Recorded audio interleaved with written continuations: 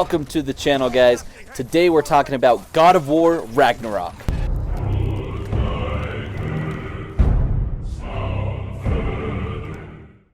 Before we get started, like this video, subscribe if you guys are new, and let's just jump right into this. I do want to say that this review took me a little bit longer to do, as one, I wanted to give people time to actually play the game, beat the game, go through all that kind of things. I didn't want to give any spoilers. And second, I also really wanted to 100% the game, so I ended up going after the Platinum Trophy for God of War Ragnarok, which wasn't terribly difficult, but it did take me longer than the usual. And like I said just a little bit ago, I really wanted to give time for people that haven't had a chance to beat the game, plenty of time to beat it before I kind of gave my thoughts on it, as some of the stuff that we're going to talk about in today's video is definitely deep in spoiler territory. In this video, we're going to be discussing the story, the characters, combat, and so much more. So without further ado, let's just jump right into the story.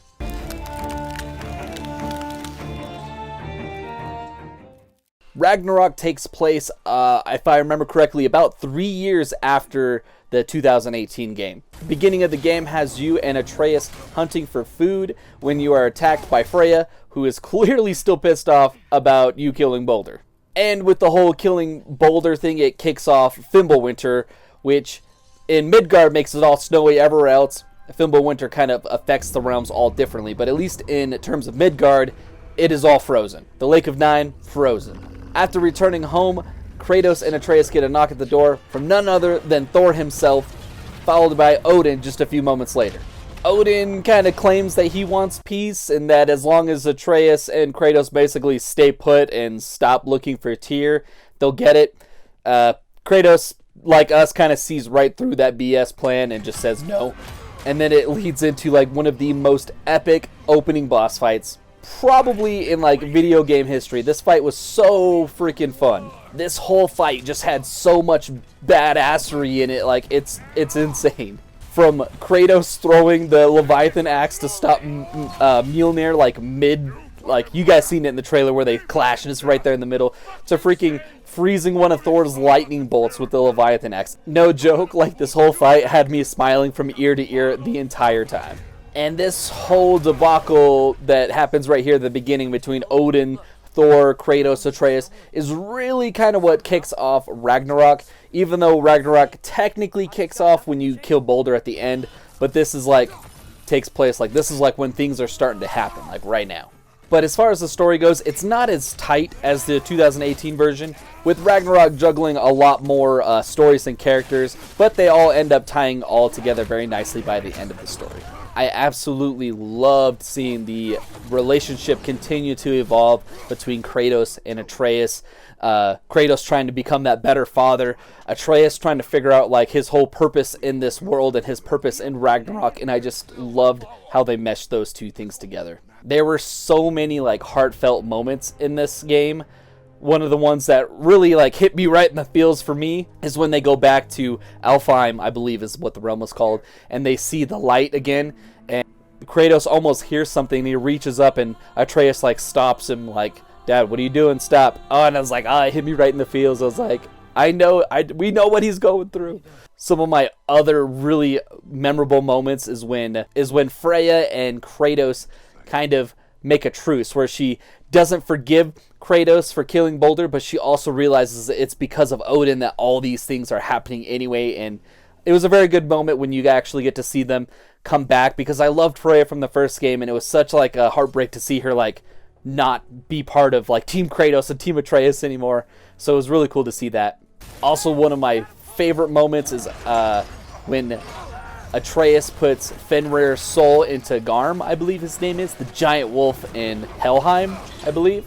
It's super sad because Fenrir dies pretty early in the game, and it was really sad, and you see him kind of like trap his soul into the dagger, which Atreus didn't know, and then that pays off much later in the game, where because Garm is a soulless body that tears realms and whatnot, and so he puts Fenrir into Garm's body, and it's so epic. I loved everything about it, the boss fight, everything. It was great.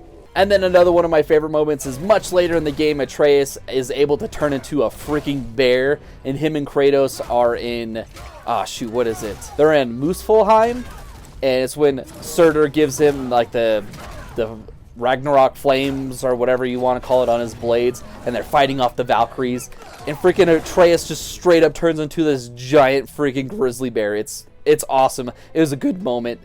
It was just cool. That and pretty much the entire final act of God of War Ragnarok was just chef's kiss, dude. It was perfect. When you guys gather almost all the realms together to fight Asgard and Odin and Thor, like just that whole sequence, the final arc of the whole game was just perfect. I absolutely loved it. From like Surtur coming and actually becoming Ragnarok and destroying Asgard with a giant sword. Another super cool moment is when freaking Thor hits Jormungandr, which is the giant snake, the world serpent. He hits Jormungandr so hard that he actually flies back in time, and that's when you first meet Jormungandr, and he's still like pissed off and destroys the Thor statue. It was awesome. Everything about like that final act, like I said, it was good. Not like I said, like that final battle, although it was super epic and awesome, filled with awesomeness, I don't think there was ever a moment in the game that was like, for instance, in 2018 you had that moment where Kratos had to go save his son. He had to go to Helheim, and he had to basically go get the Chaos Blades again. And like that was just such an impactful and important moment. And I don't think there was ever a moment that was truly on that scale as the 2018 version. Although there was a lot of really great moments and things that really were impactful, I don't think there was anything that was quite like the Blades here. But overall, the story was absolutely fantastic. I loved it. There's just so much here. There's so much to unpackage. And although I had like a few complaints here, they're more like minor nitpicks, but overall, story was fantastic. Like I said, some of the nitpicks that I have for it, we talked about, some good things, and I want to talk about some of the things I didn't quite like. Some of the dialogue options were just kind of weird, I guess.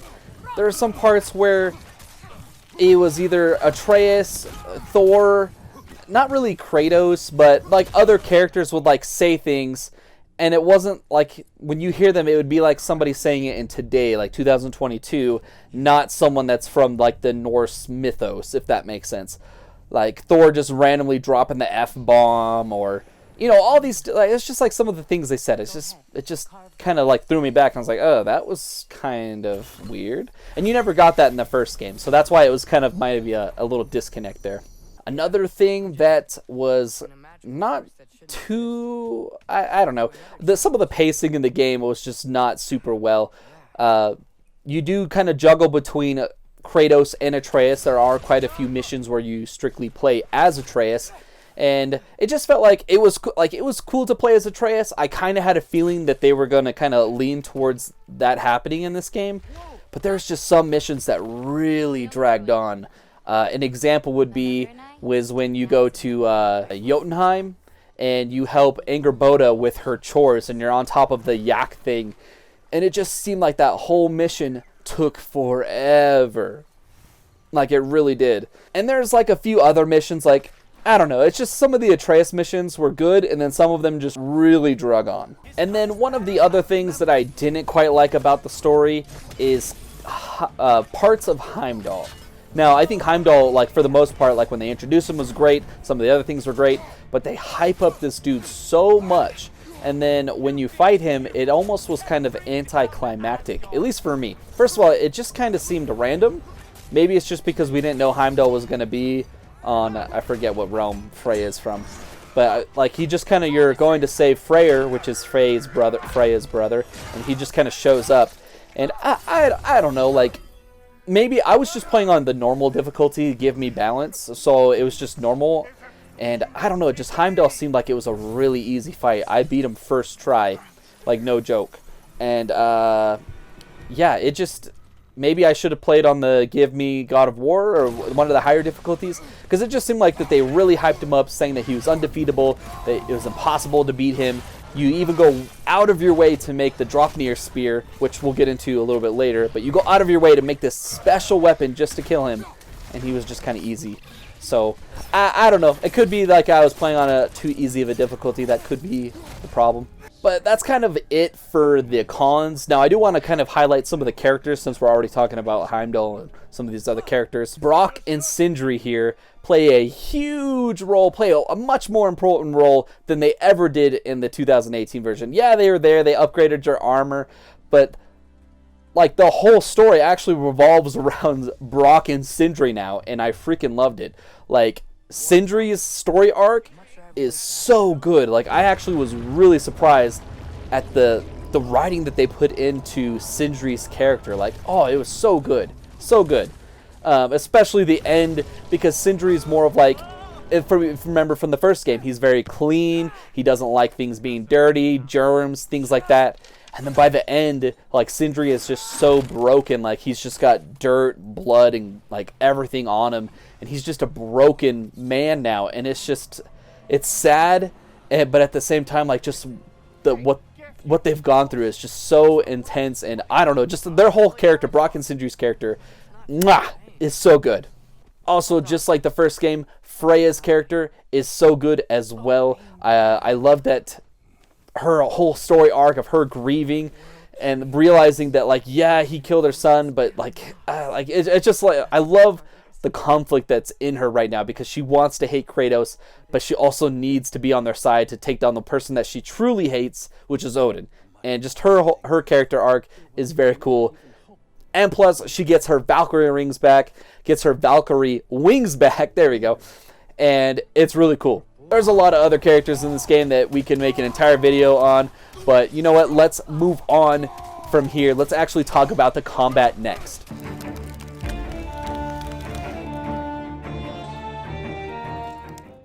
First off, I freaking love the combat. It was so much fun. Unlike the first game, you already start out with the Leviathan axe, you already start out with the Chaos Blades, and you can already, like, mix and match them. You could do, like, this new cool ability where you hold triangle, and for the Leviathan axe it gets all icy, and the next couple attacks you do extra damage.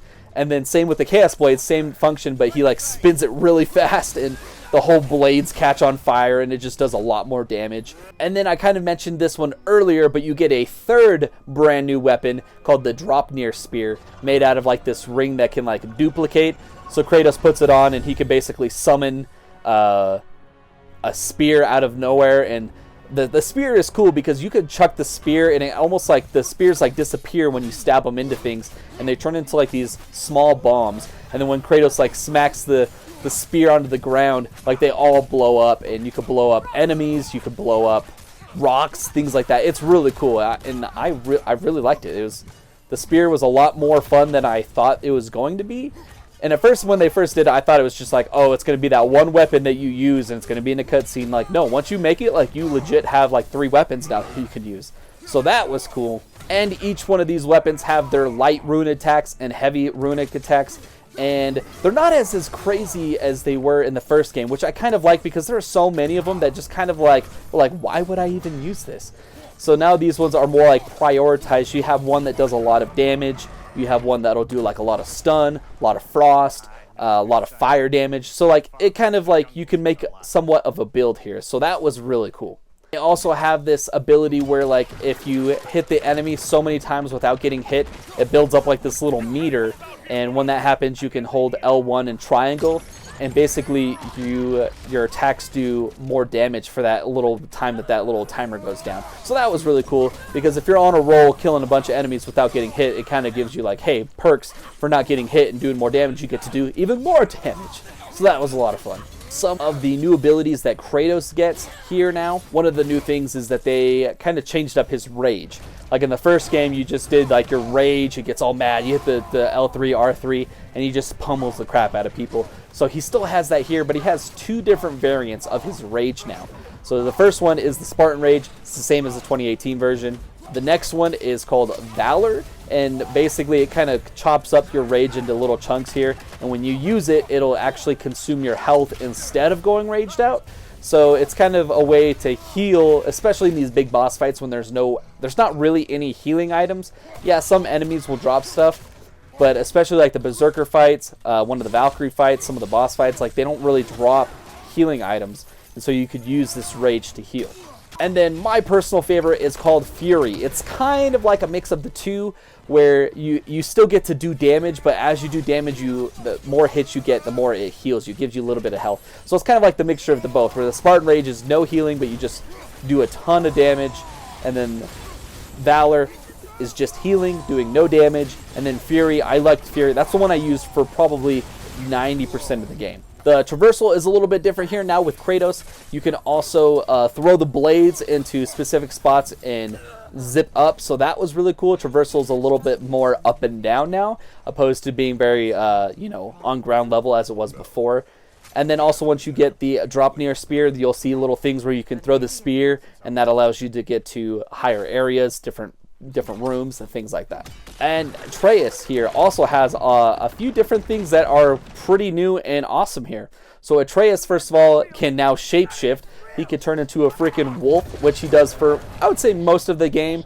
There's a few times he turns into a bear, but I think you only get to play with him as a bear only one time. The other two times, I believe, are only really like cutscenes where he kind of loses control and he fights as a bear, or you're with Kratos. Because anytime you and Kratos, or you and Atreus are together, you always play as Kratos. The only times you play as Atreus is if it's Atreus by himself, or with Atreus with Sindri, with a few other characters, and so he gets to turn into a bear. So that's freaking awesome in of itself. I mentioned this a little bit earlier, but there are quite a few of Atreus-only missions where you're just playing as Atreus. There's no Kratos.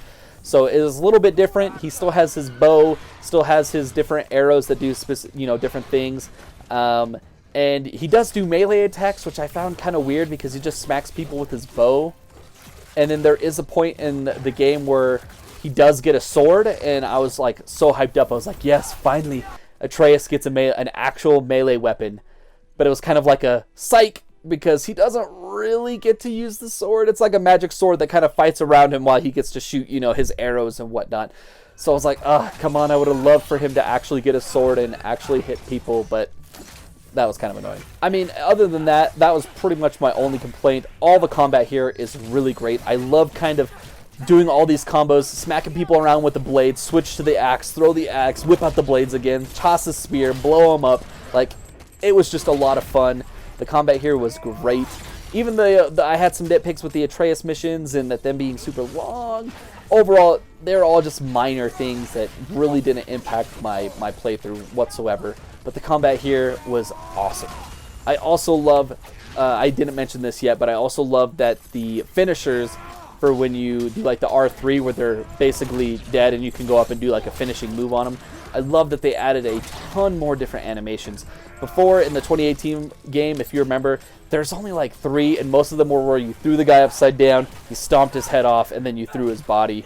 This one has so many more different kill animations. And it changes depending on which weapon you have. Like, if you have the axe, you can actually like cut somebody in half or cut off their head, and if you got the blades, you could stab them a bunch of times or rip their head off with the chains. So there's a lot of different finishing moves here, and that's something that I really appreciated, because that was one of my complaints in the first game, is that every time you did a finisher, it's the same move over and over and over again. I mean, that kind of segues into the next thing that I want to talk about, which is the boss fights.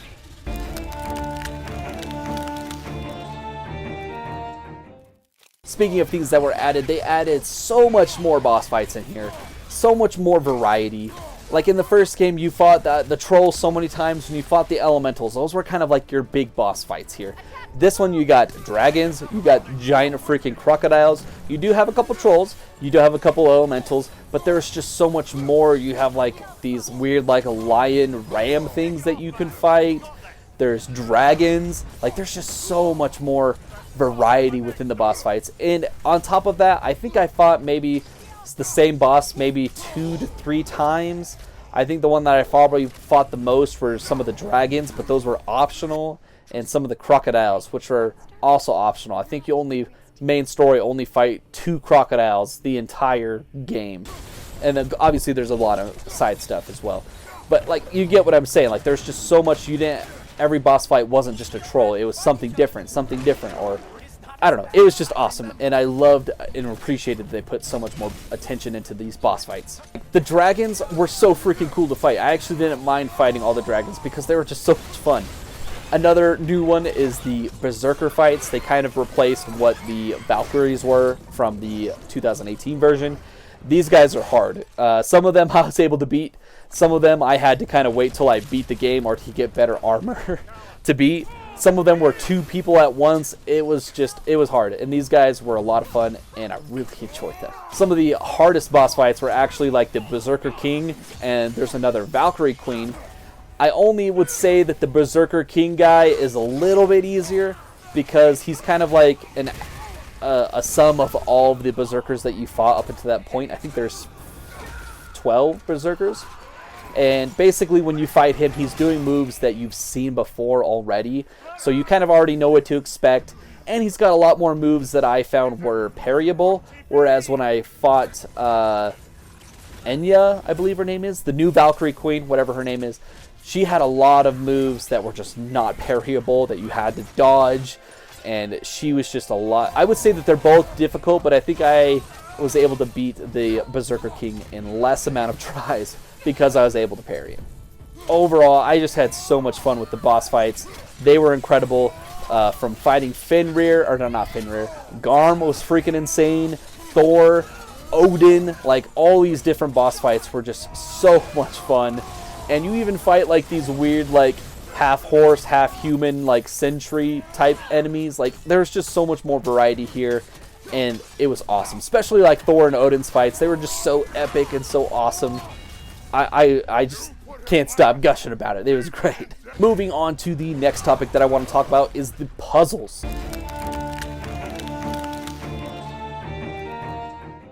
Most of the puzzles here they're okay. I would say there was a lot of the same puzzles from the 2018 version. Nothing was particularly hard. You got not only the puzzles, but some of those chests where you have to find the different runes and hit them with the bells or break the bases, stuff like that. I do wish that there was a little bit of a combination with those instead of just hitting all the bells, or even like the puzzles. Some of them were like you just throw the ice or the axe, freeze the water, and nothing was particularly hard. One thing that I will say that I didn't quite like is that anytime it took you like more than 10 seconds to figure out a puzzle, your companion, whether it was Faye, Atreus, or whoever, would just, or even Mimir, would just tell you exactly how to solve the puzzle. And I'm like, seriously? And the only reason I really want to mention it is because you can't turn that feature off. I went through the settings. It's not something you could turn off. It's not something that you can like mute or anything like that.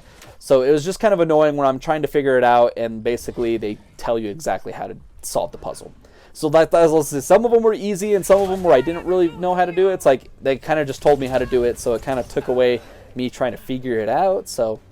But overall, I thought the puzzles were okay. Nothing was particularly hard or challenging. I just thought they were decent.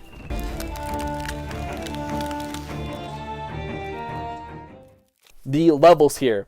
We finally get to go to all 9 realms. You don't get to really use Tyr's Temple like you did in the first game. You do get a rock, and you can kind of travel between all 9 realms. You don't necessarily get to go to all of them right away. You get to go to most of them right away. Especially, there's a Svartalheim, which is beautiful. Actually, all of these realms were just straight up eye candy. Like, the second you get there, I'm just like they're just all so cool to look at.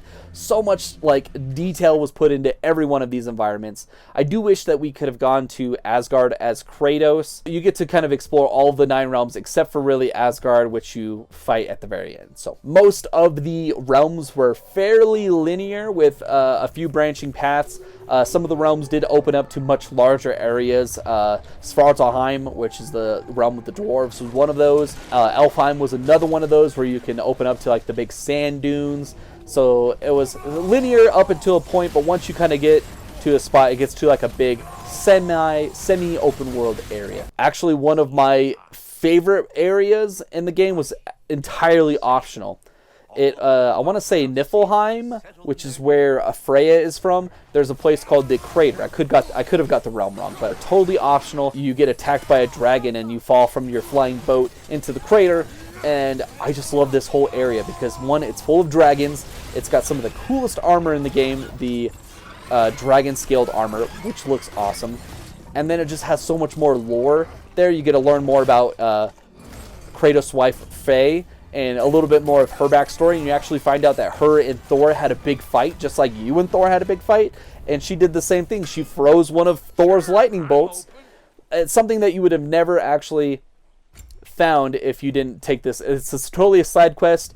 You could easily missable, and there's just so much to do in this area, and it was one of my favorite areas in the game. And then one of the last things that I want to talk about is the, I guess, the leveling up system. You got your skill trees just like any other thing. Honestly, I really didn't pay too much attention to that. You unlocked a few abilities that I thought were great. You know, get more arrows. Your fire does a little bit more damage, things like that. Also, your armor. I like how they did the armor this time. Instead of like the last game where every single armor piece had, you know, rune sockets that you can put, you know, passive boons and buffs to. This one just has the Yggdrasil like belt, and you could just put all of your, you know, upgrades and things into one area. So you didn't have to go through each little one. You could upgrade each little armor piece, your chest piece, your gauntlets, and your waist piece. But you didn't have to go through each one and attach runes. You can all do that from the outside. And then now your axe and your blades, they don't have runes on them anymore. Like I said, it's just all in one little spot. So, and I actually appreciate that because I kind of hated having to go through like 20 different things to make sure that I got all the right, you know, runes attached, make sure I got all the right buffs that I wanted to. And this is just all in one nice little area, so you didn't really have to like kind of search through everything. So as far as like glitches, I only ran into one that I know of, and it was basically when I was at Brock or Sindri's little upgrade tents or whatever, and there's a part where I have the axe, and the axe is totally invisible. I tried switching to the spear and to the blades, and it was just the axe. The axe for some reason was invisible, and I had that happen like 2 or 3 times. So, but it was only when I went to go upgrade things. Another glitch that I guess it wasn't really bad, but like on my weapons I had a little like asterisk saying that I had things to upgrade, but when I went through all the list, went through everything, there's actually nothing to craft or upgrade, and so I found that kind of annoying because it had it there, but it was only when I was at Brock or Sindri's place. So like I said, for most of the time the game ran flawlessly and it was perfect. Alright, moving into my final thoughts of God of War Ragnarok.